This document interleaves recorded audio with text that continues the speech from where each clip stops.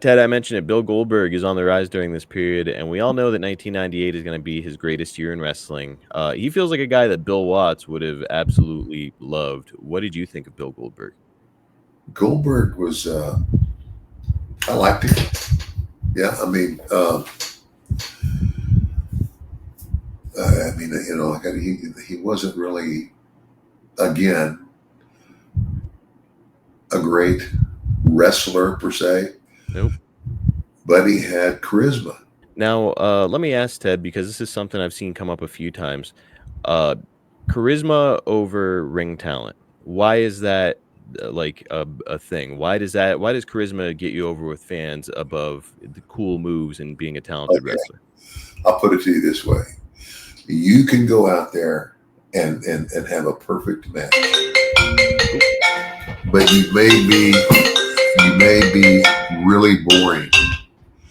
I mean, it's kind of like, okay, all the moves were good, but why are some movie stars bigger stars than other stars? Well, it's because they exhibit the charisma. Ted, a lot of people nowadays, they look back on Bill Goldberg's career and they criticize what he did in the ring. They say, well, he couldn't wrestle.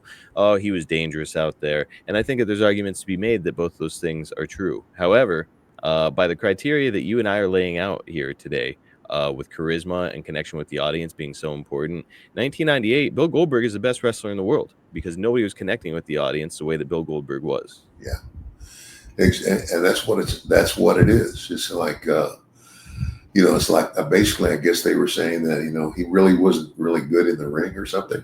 Yeah, they were just saying And he he was might green. not have been, but like, hey, junkyard dog.